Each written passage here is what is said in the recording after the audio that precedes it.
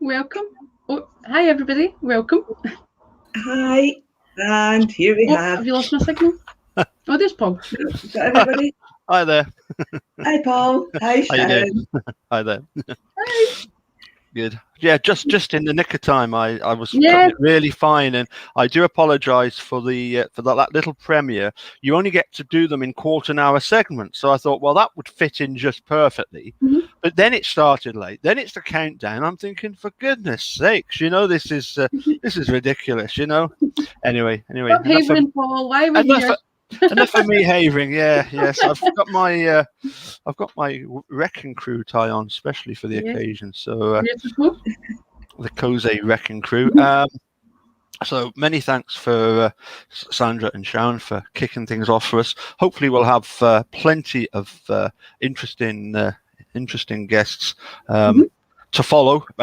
Obviously, yourselves. Well, first of all, Sandra.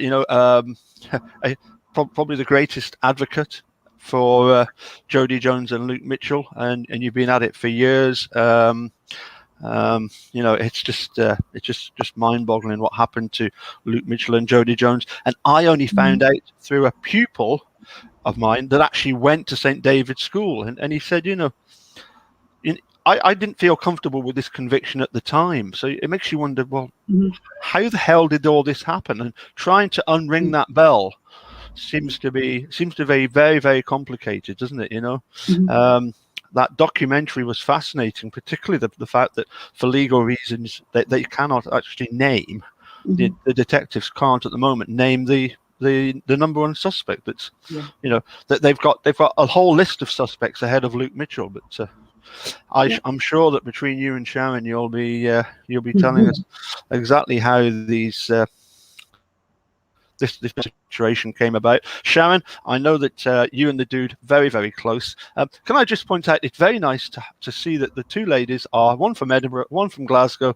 There's going to be no stabby, is there? No, of course not. Very well don't do that. Look at the talons. No, exactly. But I would say that in fairness, the dude always said that he would always post and sort of send stuff to me about how Glasgow was voted the friendliest city. Yeah.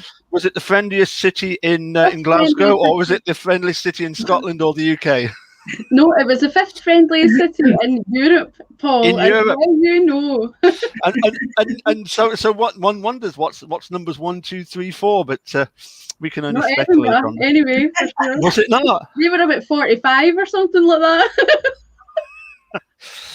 Well, yes. I mean, we've got some very posh areas, like Morningside and Colinton and Newton Grange. I mean, you don't get much better than that, do you, Sandra? Saying nothing. No, actually, in fairness, I have been to Glasgow quite a lot, and I think my youngest daughter, Emily, that first told me about Making a Murderer. I remember she once came back from college for a few days off, and I said, "Is it not nice to be back in Galashiels?" She said, "Listen, even the back streets of Glasgow are better than Galashiels." Yeah, exactly. Yeah. Well, I'm not sure about that. Best place in the world.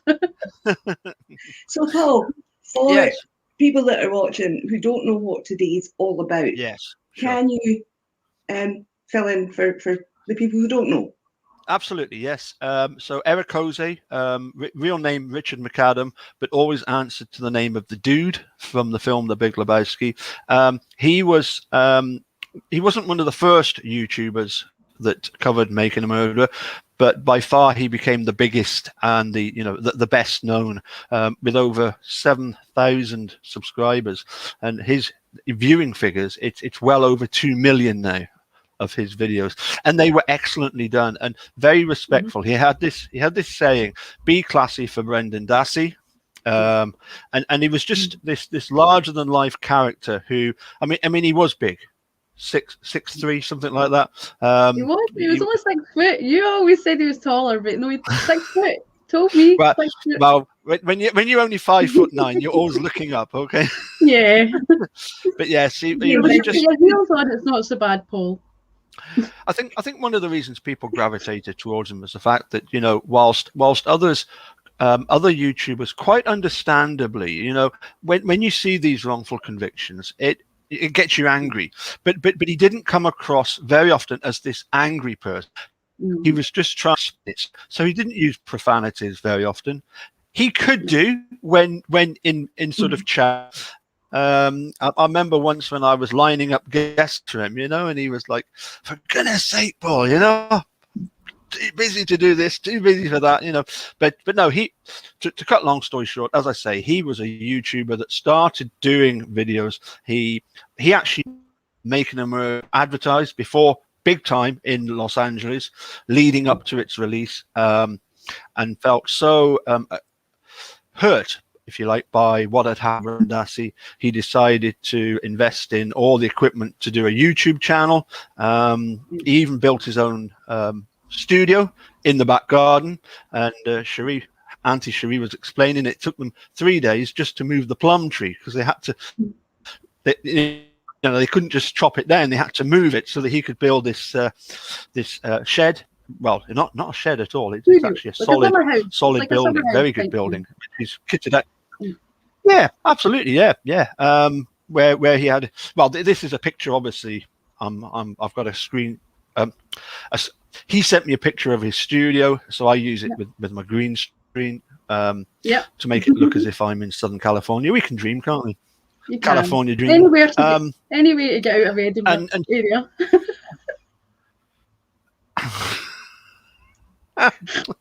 Oh dear, Sharon started already. So anyway, again, just to carry on with Erekose. So what he did was he produced videos. He encouraged other people to get on the train. Well, that was another one of our favorite sayings: "Get on the train, the truth train."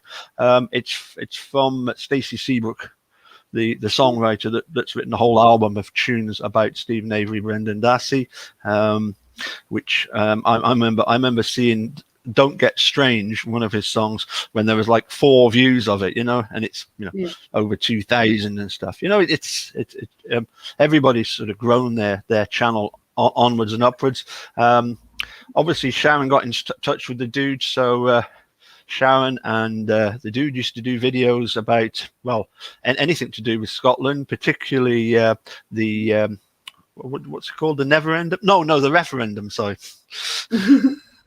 Yeah. So and you know, anything to do with Scotland and what was going on. As I say, he really liked the you know, the Ouija, as it were, because, you know, of the friendliness of them, and they're very friendly. They, you know.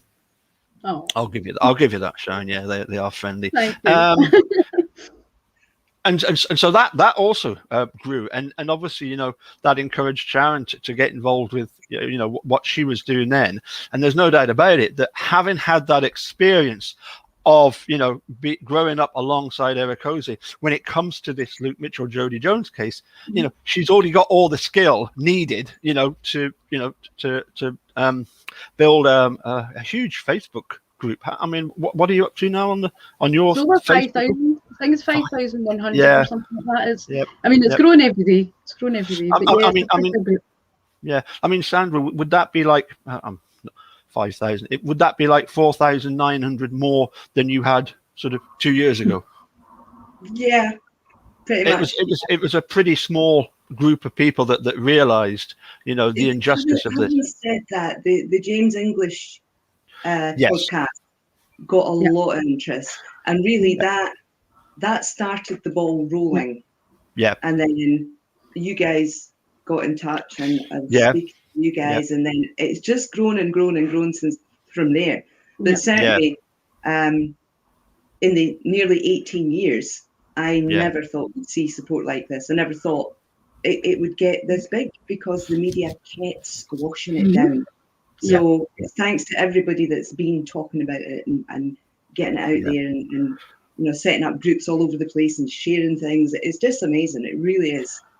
Well, I mean, the other advantage is that you might find people who are convinced of Luke Mitchell's guilt. They might just assume that the system doesn't get it wrong. It just but that documentary would have raised questions for them. The fact that huge respect to James Inglis, but that's a podcast or a YouTube channel. The fact that you've got the head of forensic science, these investigators, these journalists in a documentary. It's not a biased opinion of one person. This is now a whole load of people coming to say, we cannot have any confidence in this conviction. It needs to be looked at. Yes, it's been looked at by various review commissions, but have they really looked into? Have they really been given the evidence to look at? A bit like Kathleen Zellner, she says no wonder Steve and Brendan were convicted because the jury didn't see any of the evidence that she's now developed. Yeah. Okay, I think I'm going to shut up and let you crack on because I'm sure you've got loads and loads to talk about. And once again, many thanks. Someone said, "Did I grow up?" You'd said, "I grew up alongside." You meant sort of figuratively in the YouTube sense, not in the actual. Because someone asked in the chat if I grew up with Erekose. But I knew. Well, yeah. We didn't grow up in the same house. And YouTube that's right. sense. In this parallel universe, the word Erekose, of course, means the eternal champion. It's from a Michael Moorcock novel, and the eternal champion keeps reincarnating himself. So even though the dude is gone, everybody else is a reincarnation of him. But yes, growing up alongside, as in the fact that you were learning about, the YouTube thing, and I mean, it's not just a case of hit record and. That's it, is it? There's a lot goes into it, and but it's that's minimal compared with Sandra Lane, that's actually written a book about the case. I mean, I can't. Do you read this, Paul? I do indeed, yes. Sharon. Is that the one, or is it the other one, Paul? I don't have that's the one. Don't worry, Sandra. I'm not bringing it out. That's the one, yes. Yeah. I mean, as I say, what we do, we talk about the case. She always gets all wasted whenever I do that with the book. You've done it again. Because she doesn't self-promote. She's not doing it for herself. So whenever anybody else does it, she gets all wasted. So, Well, yes, that's understandable. It's up to other people to to promote you. If you start promoting yourself, it comes across as not 100%, does it? You're far better off. The best recommendations are the recommendations from other people rather than you recommending yourself, and that's understandable. But I highly recommend it. Definitely highly recommend it, and I might have even done that in a few other videos. Recommended it as well. I think we all have, haven't we? I think we've all been guilty of that one. Yeah. Because it's such a good book, though. It's like the encyclopedia of the case. It's not just like some story. This happened, that happened. It's an encyclopedia. That's how I define it. Yeah. It's like an encyclopedia. Yeah. I mean, you can maybe explain exactly how this documentary of Channel 5 came about, but I feel sure that the producers were given a copy of your book and said, well, look at this will change your opinion. If you thought Luke was absolutely guilty, this is going to change your way of thinking. It was more of a conversation chapter by chapter than there's the book and read it. It was literally, right, what's this bit and where does that go? What's this bit and where does that go?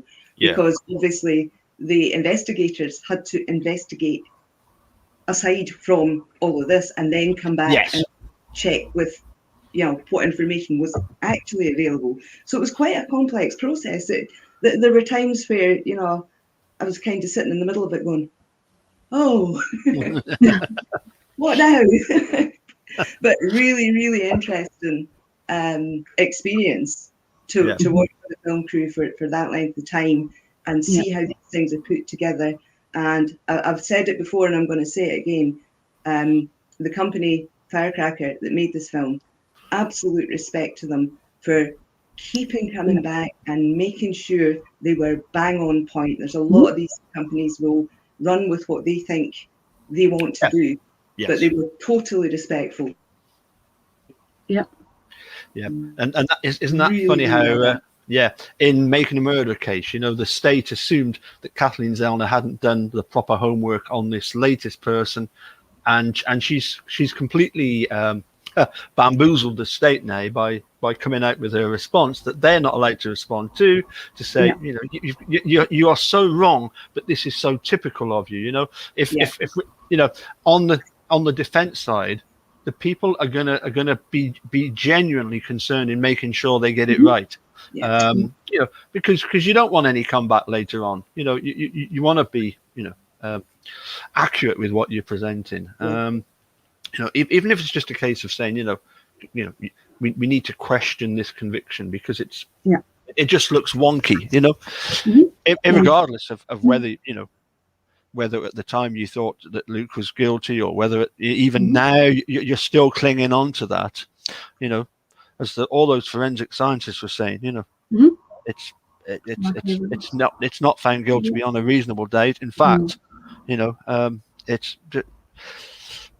I mean, should probably a bit too long of a question to answer in a short time, but should Luke's case have ever gone to court in the first place? Yeah, that's such a complex question. Yeah, obviously, my response, knowing what I know now, would have been no. No. You'll see that this statement that they keep putting out anytime, like after the documentary. They're satisfied. They're not looking for anybody else. And one of the things that they keep saying is they did a full and extensive forensic investigation. Well, if that's the case, why was Luke Mitchell ever in the dock? Yeah. If they did a full and extensive forensic investigation, there is nothing to connect Luke to the case. So why was he in the dock? Yeah. So if you start with that one alone, and that's from the Police Scotland's official statement. Yeah. But it go together. Yeah. But in the same way that Brendan Dassey gave this so-called confession, and then Ken Kratz ran with it and put it all over the media, which destroyed any presumption of innocence. Up until that point, Steve seemed to be garnering a lot of support, and that completely destroyed it. Everybody thought, oh well, he's got an accomplice. That's it. End of story. Yeah. Yeah. Anyway, I'm going to say cheerio, ladies. I'm going to get some lunch, but I'm going to watch you on my trusty iPhone here. I'm going to go upstairs and see what's going on. So you're on after us? Yes. We've got Ed Johnston of Criminal Justice Natters, and also I've got to help me as co-host Australian podcaster of the 6th Hour, Tracy Keogh. Podcast. Yeah. Oh, she's allowed to call it podcast because that is a podcast. Yes, but because she's got a podcast, is she a podcaster? Have I made up a new word? Maybe. She's a wee pod. She's a wee pod. Yeah, she is a wee pod. She is. I mean, she's about 4'8". But lovely. And you're not good with height, Paul, so she's probably taller than that. Well, I'm not sure. Anyway, ladies, I'm going to leave you to it, and thanks for having me on. And yes, if just before 3:00 you can mention that we've got Ed Johnston and Tracy Keogh, and we'll see you then. Looking forward to it. Cheers, then. Thanks, Paul. Bye, Paul. Pleasure. Bye for now. Bye. Okay, so now everybody knows why we're here and what we're talking about today. So before we came on, Sharon, you and I discussed that today's conversation, we were going to centre around becoming a campaigner, what's involved, what people experience as campaigners, how they first get drawn in and all of that. So I had a few wee questions that I thought we could have a look at. And I guess the first one is just, how did you get started? How did you go about it? What sort of obstacles did you meet? Well, I think like a lot of the Making a Murderer community, I watched the Making a Murderer, and then I started looking for groups and stuff like that, and there was nothing there because I was watching it right at the beginning. So it was like it was a good few days before anything kind of started to take off, which is the main reason why I knew we had to have a group set up before the documentary came out. So it was like, the people are looking for that, you see. So yeah. So basically, over the years, the groups all had, the documents and all that, which is the unfortunate thing here we don't have access to. But much of the first sort of year or so was everybody just submerging themselves, reading everything. So it wasn't like, I don't think we probably called ourselves campaigners at that point. It wasn't until we were doing rallies and, protests and that kind of thing, we're getting it more out there, sharing it. And, I probably wouldn't have even called myself a campaigner. It was just we were trying to get the truth out, I suppose. But then that makes you a campaigner, doesn't it? But it's the strongest thing. I don't know about you, but when I first started with this, with Luke's case, there's two things. Didn't see myself as a campaigner at all. Didn't imagine I would be a campaigner. And secondly, didn't see it lasting 18 years. I bet. Not, I know. So I mean, that's been 5 years. Tell people what's wrong. Yep. Yeah. Oh. So I think there's that idea. Initially, the anger and the disbelief. People think, well, if we just shout, this is wrong, and something will happen. Yeah. And then when it's year on year on year, and that something is still not happening. No. And that's when you wake up one morning and realize, oh yeah, I am a campaigner now, and I have been for quite a long time. Yep. So it's funny. I don't think I would call myself I still don't think I would call myself a campaigner after the 5 years. I don't know. It's one of these titles that I don't really, it doesn't sit on me very well. I'm more of a encourager of people. I would say that would sit well with me, because I can encourage other people to be great campaigners. I know I've got that ability to help people, and that's one of the things with the Richards Foundation. That's what they're wanting to do, try and get people, to they're trying to get the equipment to people so they can do things. But I've always said it's really important to actually have the hands-on with people and encourage them, and that kind of thing. So I always excel better at things like that, than calling myself a campaigner. I suppose I just do what I do and, hope it's working. So, and so far so good. Yeah, I think for every campaign there has to be a team. It's not a case of everybody out there doing the out there stuff. It's got to be a team. You were talking about equipment. I do have to apologise. Look at the colour again. Something's happened to my camera. I have no idea what, but everything's pink and purple. So sorry. Don't worry about it. Don't worry. It makes me look really white though. That's the thing. Do I need to go and put some bronzer on? So I guess then the question is, you're not a campaigner, you're an encourager of people who can campaign. What keeps you doing it, Sharon? What keeps you in?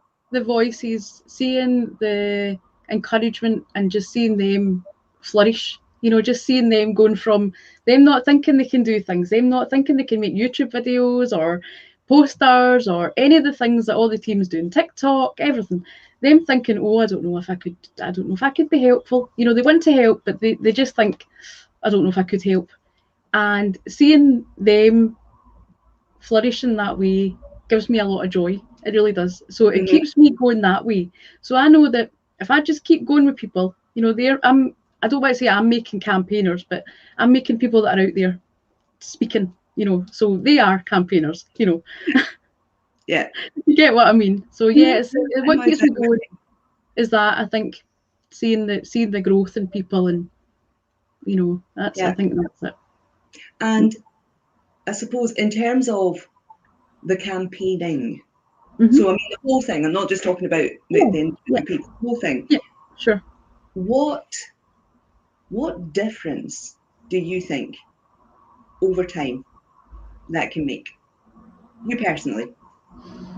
Campaigning, well, the campaigning for me is always about keeping it in the public eye, because I always think the worst thing for someone that's wrongfully convicted is people stopping talking. I keep saying wrongfully convicted. I've been in the American system for 5 years. It's miscarriage of justice here, forgive me. But the worst thing that can happen is people stop talking about them, and there's such a media blackout. It's unbelievable. So it's like the campaigning is keeping people keeping people talking about it, and people are going to keep joining. It creates a movement and people keep joining, and that's a bigger voice. And it's the public opinion and people ask for change, so it's like the more people you can get. I don't know if that's the good answer or not, but yeah, that's my full perception of it, so it's I think there have been some quite negative comments about, it's all just talk on social media. What's it doing? It's just people talking among themselves. Well, no, it's people talking among themselves, but also speaking to people who either didn't know or only knew some bits, and then they're being educated and they're learning more, and so it goes and so it goes. So actually, the idea that people talking on social media or doing things like this isn't making a difference, I think is quite it's quite negative for the start, but it's also not true, because I also think that, and using Luke's case as the example here, because the media, the only media coverage you would get in the Luke Mitchell case was massively negative. Yes. For years and years and years.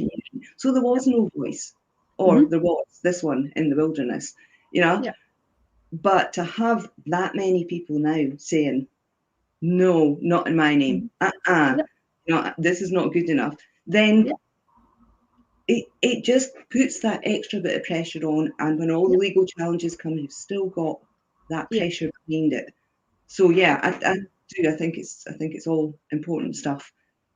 I see the group as like a hub for people to go out with that group to spread the word. It's like the new people come into the hub, they get the information they need, they get the tools they need to go out of the group. Because there's no point in us talking to ourselves. Waste of time. It's a waste of time. You need to be out there telling other people, So come in, be educated. I don't mean that. I mean, they're coming in educated. Come in, get the information they need, get the tools they need, and go out with that and keep spreading the word. That's the way I kind of see it. Yeah, and it's information. It's now 2 months to the day. Now 2 months to the day since the documentary went out, and still every single day, messages from people saying, "I knew nothing about this," or "I thought he was guilty," or all of that. Now these people are finding the information from somewhere in order to be able to come and message me and say that. So it's Sharon, somebody's mentioned your T-shirt. Oh, that's Diane, my friend. Yeah, my T-shirt. Your T-shirt. It really matters. When my hair's on the road, it really matters. See, when you're in the camera, you're the other way around. Keep talking till they're walking, and then the wee byline is "It really matters" from the Stacey song. But that's my T-shirt for the event. Yeah. Thanks, Diane. Okay. I actually have a wee name for them, Sandra. Sorry, I should have added that in. My wee people that go out and spread the word. I've got a wee name for them, and they're the social media justice warriors. So they've taken over the place for the media. I've got the blackout, and they're out there, and they're on every platform. So it's brilliant. I forgot to add that bit. Yeah, and that's what it needs. That is absolutely what it needs. Yeah, brilliant. Great guys. So they're doing fantastic. Sorry. What have you learned about the criminal justice system in this country that you didn't know before, and what surprised you the most? I think for me, I was really surprised about the lack of clarity, the lack of the fact you can't get the documents. For me, I don't know, I just assumed we would have been able to get something like that. So it just seems like everything behind closed doors and beyond any kind of scrutiny.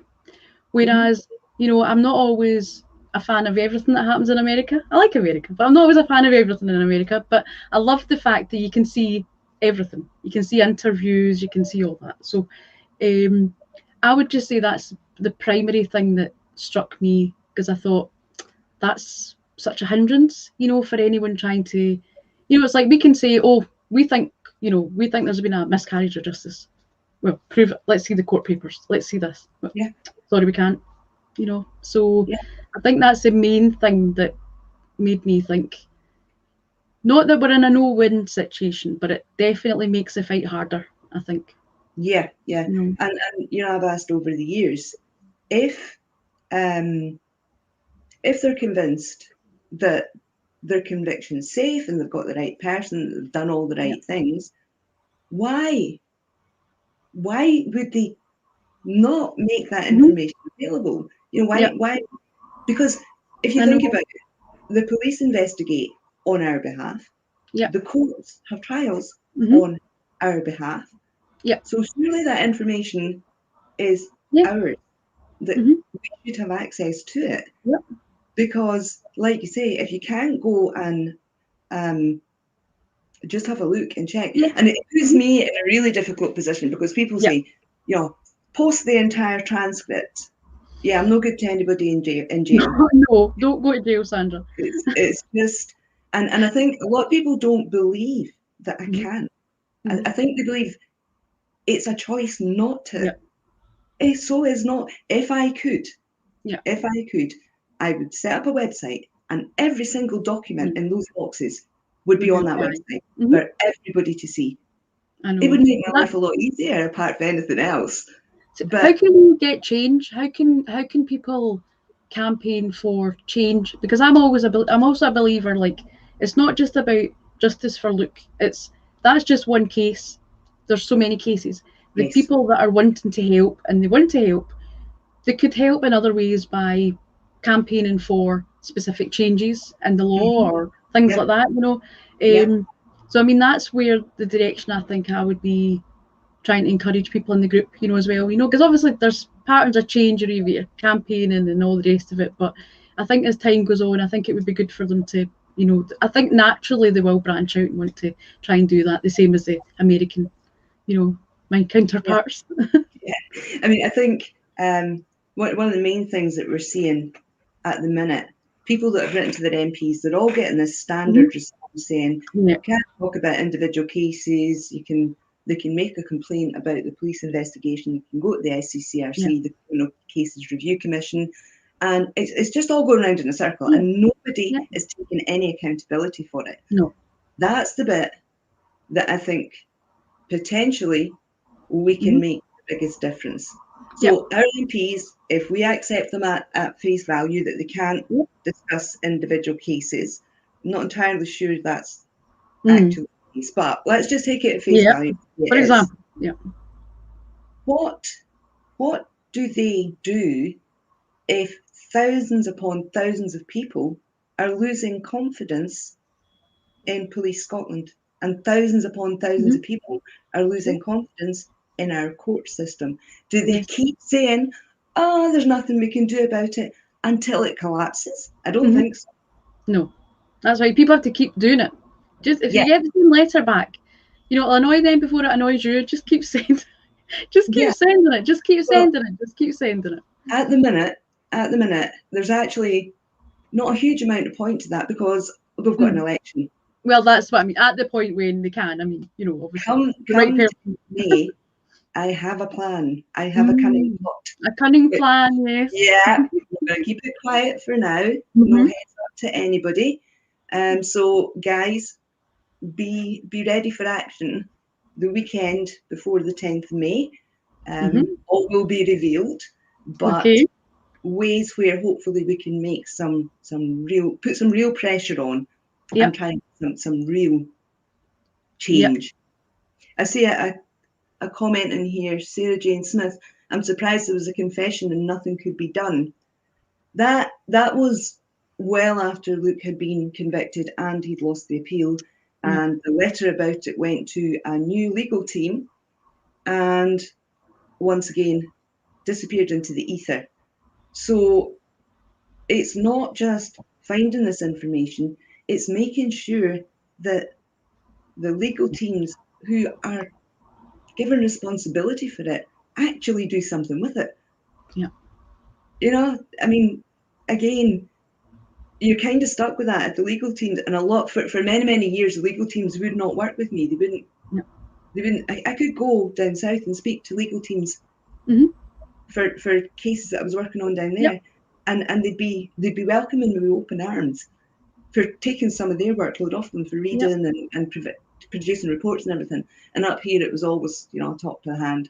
So it was really, really difficult to keep. I think that's because of the sort of establishment, rather than it being that you weren't seen as someone that could help.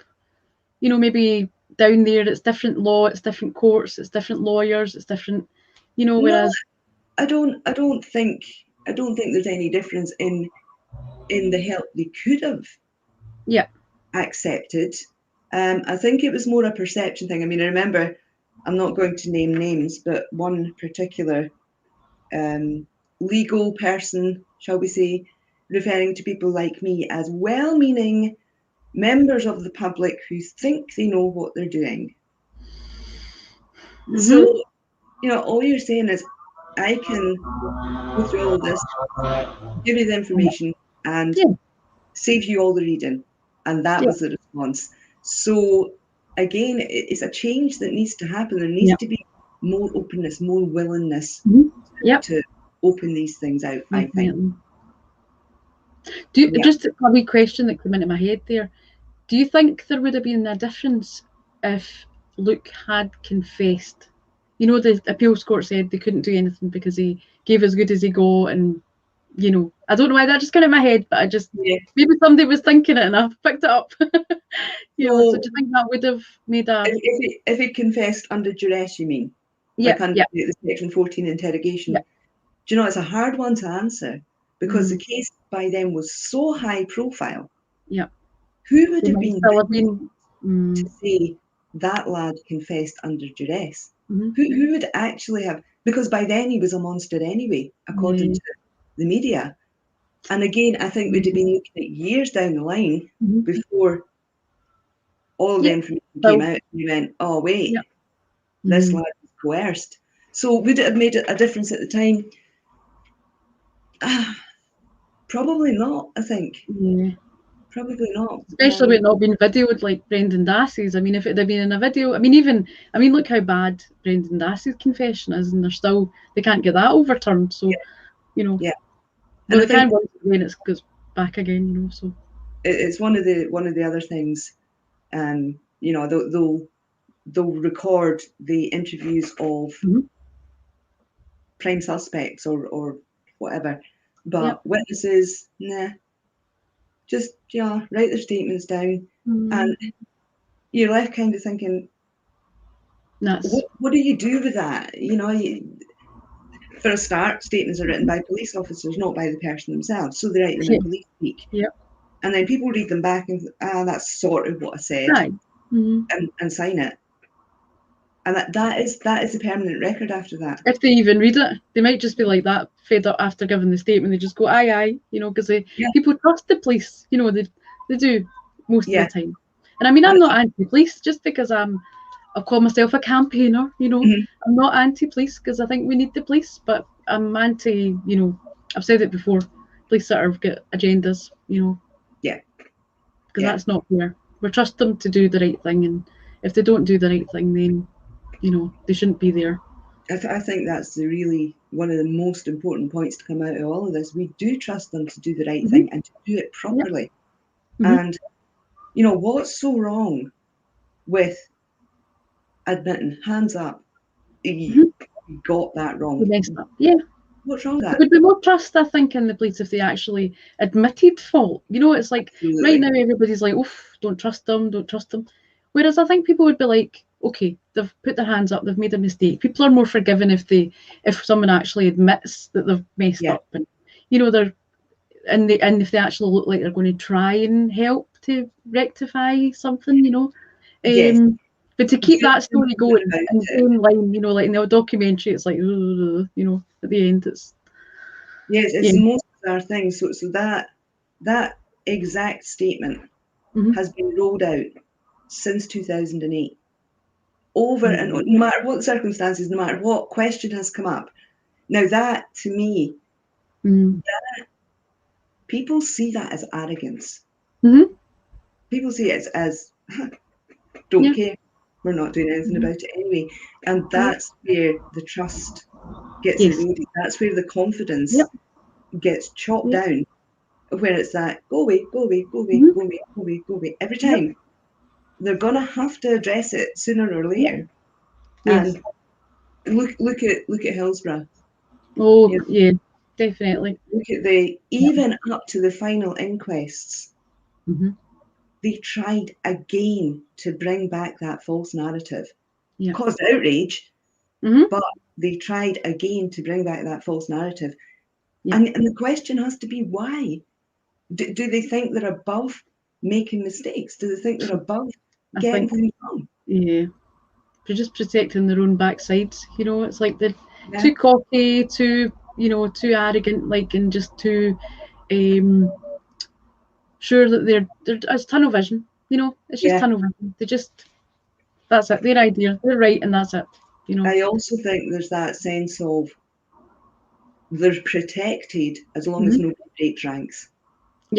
So as long as it's a standard statement and nobody breaks ranks, everybody's protected.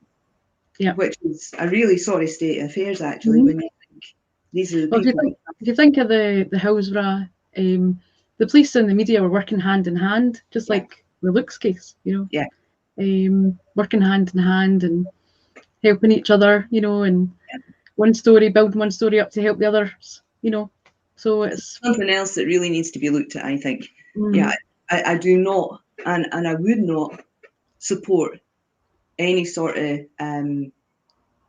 restrictions on what the press can sure, with the exception of naming children, obviously. But I think if we want to stay democratic as possible to be, we need a free press. What we need to look at is why certain police officers in certain investigations are manipulating that press and using it. So that's something maybe that needs I think with the press it's higher up though, because it's who owns the media, you know, and it's like who do they know and who do they know, you know, who are they associating with, and then that filters down, like, you know, we want you to be following this pattern of, you know, storytelling rather than the one that's going to expose this big story that we don't want. This is our umbrella here, and we want to keep our stuff under it. So out there and out there. It comes from higher up, I think, as well. We've just spoken about that. My next question is going to be mainstream media, but we've already spoken about that. Now here's one for you, and I think I know already what your answer will be on this one, but I'm going to ask it anyway. Okay. Excuse me. What about the victims? For me, very important. Victims is very important for me. That's why I started my YouTube, you know, doing videos for victims. It was as much as Richard was a big inspiration to me. I didn't go start doing making a murderer videos. That just wasn't what got me inspired that way.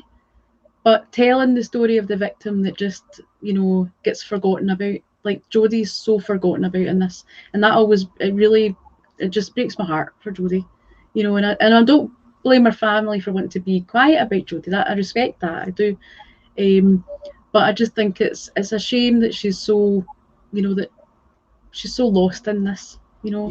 But we're wanting to do this for Jodie. Jodie needs to have justice, you know. Is what I keep saying, justice, not vengeance, you know. But what would you say to people that say that supporting Luke's innocence is disrespectful to Jodie and her family? What would you say to that? Well, I could see their point if I was coming from that side. You know, I would be saying, well, you know, it's bringing things up, it's hurting them. But I think what I've always said when I've thought of that is I've always thought, no, it was the investigation that got it wrong. It was the trial that got it wrong. If they'd had a proper process at the beginning, nearly 20 years later, we wouldn't be hurting the family, we wouldn't be disrespecting the family, we wouldn't be doing any of these things. So we're not doing it, but we wouldn't even be in that position if they'd done their job right in the first place. That's kind of way I feel about it, you know. But I think it was interesting there when you said about Jodie being so lost in all of this. I've said many times, and it makes me really angry that they took this feisty, opinionated girl who knew her mind and knew what she wanted, and turned her into this two-dimensional character who never existed in real life. That was not who Jodie was. No. And to have recast her in that way to build the narrative of Luke the monster. Yep. I mean that just that's a disrespect. Yeah. That's totally, a disrespect to Jodie. Totally disrespectful. Even the way that she was treated after she passed, was a disrespect to Jodie. Oh. There's so many disrespects. It's just that. So us trying to have it looked at again to make sure the right thing was done, to make sure that it went well, is, I suppose, being diligent. It's not being disrespectful. It's, because there shouldn't be such a big doubt over the the conviction. There shouldn't be. There shouldn't be big doubts over any of these really serious cases. We should be able to say with definitely a fair degree of certainty they got the right person. There's the evidence, and we can kind of consider that it's done now, and that's the end of it. And when you've got cases like this that come up year upon year upon year upon year, surely that rings alarm bells to say there's something going wrong here. Absolutely. I mean, it's crazy. Just I always keep thinking that it's like such a circumstantial case, and we wouldn't be doing the same for Stephen and Brendan all these years later, and bringing it all up and hurting the Halifax as well. It's like my goal is not to hurt them or hurt the Jones, and most of us, that is not what we've got so much respect for Jodie, and that's why her name's first in the group. It's not Luke's name, So, I mean, as much as I want to get justice, I want justice for Jodie. We need it for Jodie. And getting that will mean the right person will be in prison. So I mean, I think we do have to also face the possibility, as has happened in other cases, where the conviction's overturned and they refuse to look for anybody else to allow the cloud of suspicion to stay over the person who's been exonerated, and they just refuse. And that means we've still only got partial justice because Jodie got none. Never, If that's the case, And that's quite probable that it would go down that way, from what you've seen before. So And that would not also mean Luke wouldn't be able to claim any compensation for, because they don't have they don't have anybody else. So might that be the reason? So they don't have to pay? Well, I guess not finding the right person saves money. How sick is that? Awful. So my last question for you today, and I get this one leveled at me quite often. So it's just one of these questions that people ask. What if you're wrong? What if you're supporting Stephen and Brendan and Luke, and it turns out somewhere along the line, actually, they were guilty as charged? Well, that's the thing, is the fact we don't know, and that's where the big problem for me is. It's the fact we don't know. I mean, I've always said I can't stand here or sit here and say, I know with complete 100 million % certainty, because I don't know. I wasn't there at the time. It wasn't me that did it. I wasn't there at the time. Same with when Teresa passed. But the thing is, it's the fact that we need to be certain, and we're not certain just now. So what would happen? It would be, for me, if we discovered that it actually was Luke, I would be like, well, Jodie's got justice, and that's what I'm fighting for, to get justice for Jodie. So I would accept it. I mean, I would probably be like getting all you're supporting a killer and all that. And it's like, no, I'm supporting Jodie, so that her conviction is the right, the right justice, Yeah.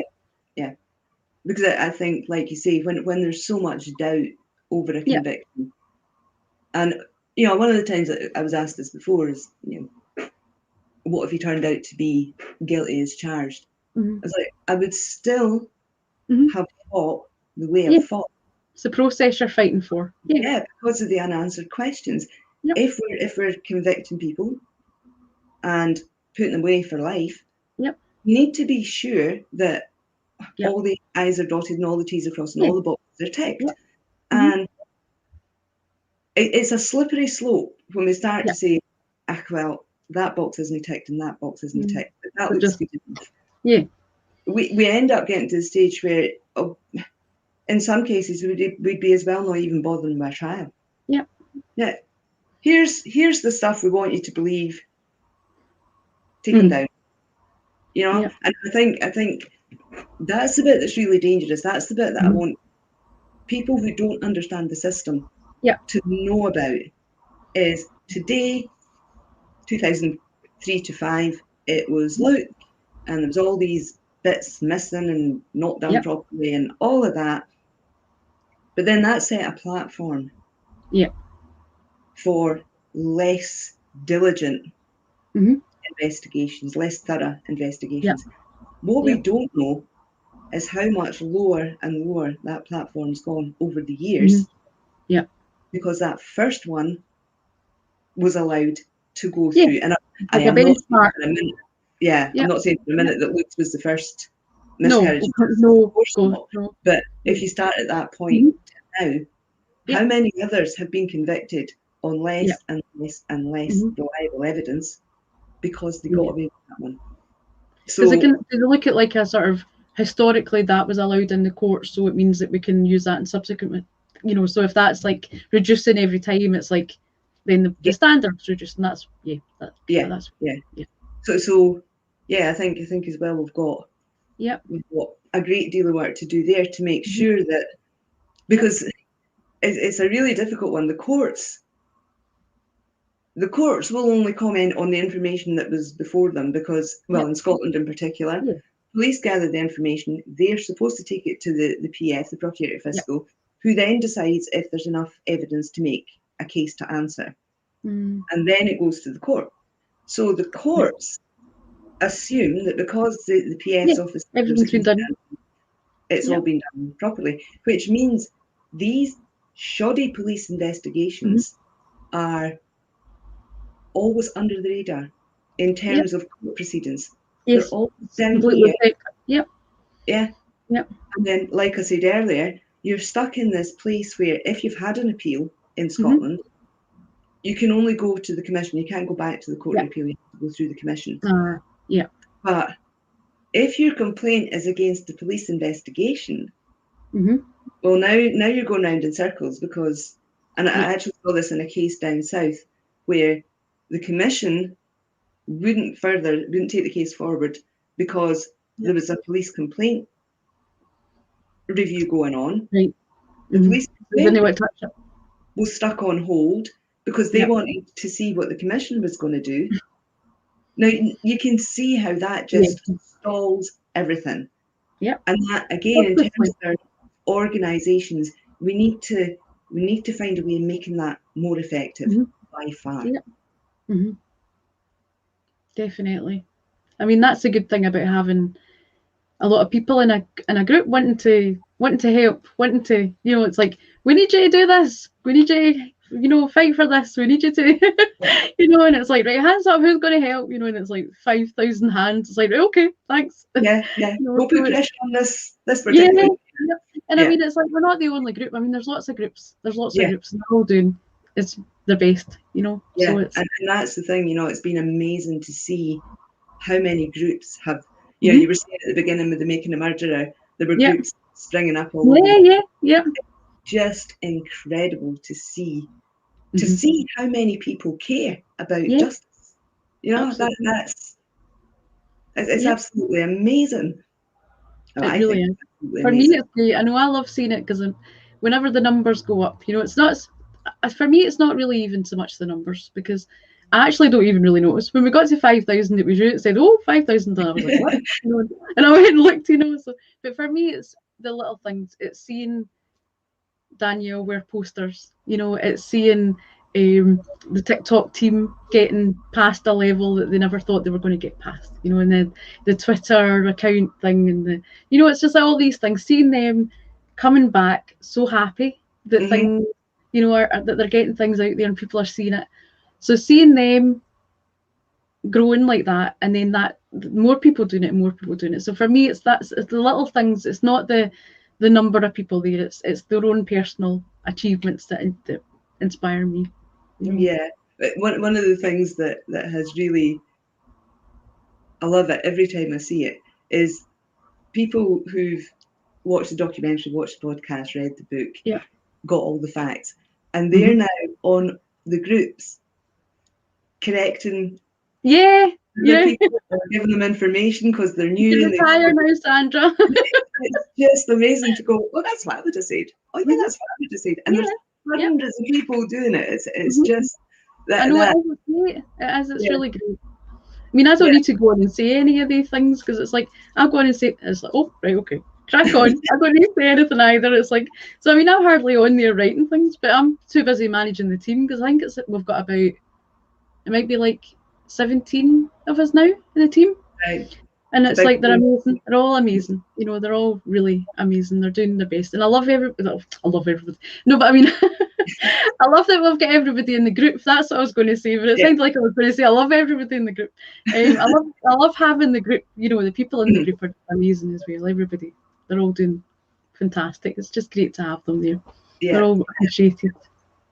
And very, very much appreciated.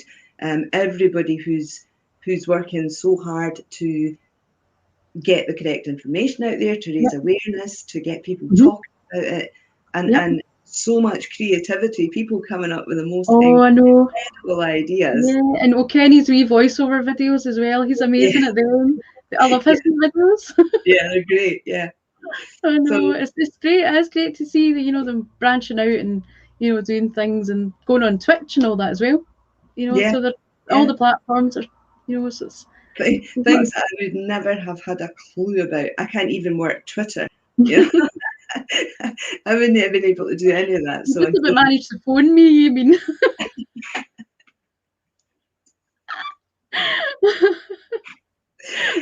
yes, my tech abilities are legendary. Not. They're legendary. Oh. But Sharon, we're almost out of time. Couple of minutes. Is there anything else you'd like to talk about in our last couple of minutes before we go? This is the point where I should say, oh yes, I've got lots of things. But all the things I had in my head we've already said. I mean, I'm glad you invited me on today, and it's great that we've started the event off, Richard's event off. So I think for that, it's really great. I'm really proud to be, at the beginning of it, and because I know how much this kind of thing meant to him, so I think that's probably the only thing I would say. So thank you so much for having me on here and being the first slot, and also everybody go to Paul after this, remember, as well. And good luck to everybody over the next 14 hours, is it? Yeah, we're going to be when I'm on tonight, 9 o'clock on my channel, with my team, some of my team, and some of the Making a Murderer people. So it's going to be very, very good. And I'm looking forward to that. Yeah, and I imagine Erekose will be watching from wherever he is going, definitely. I know we would love the team. They all know him, and they know watch his videos and all that. I've got them inspired by all of his, they're all like classy in there, so so sad that I never got the chance to do the we were planning it. You and I we were talking about it. It was in Messenger. We were just and then it was like I'd spoken to him once that Sunday afternoon when he was actually chatting to Paul. I spoke to him for just a few minutes, and we were like, right, we've got to do this. And that's why I keep saying, people, if you want to do something, you really want to do something, do it now. Do it now, because you might never get the chance. Exactly. And he was only 44. He was only 44 as well. Yeah. So was very young for, you know. The last 5 years of his life, he was a giant of a man when it came to this work. Absolutely. He was. Absolutely. Really was. Erekose on Making a Murderer, if anyone is watching this and doesn't know the of course. Yeah. Erekose on Making a Murderer, you'll find the, you know. Put some links in as well. Well, Sharon, we're out of time. Thank you so much for chatting to us and giving us your views on campaigning or encouraging people. Yes. Campaigning. And I'll be back at 4 with the weekly update. And you're going to be really busy for the rest of the day. So I will leave it there and we'll catch up soon. Yeah. Well, okay. Cheers, mate. Thanks for having me. See you soon. Bye-bye. Okay, thanks everybody. We'll see you soon. Bye-bye.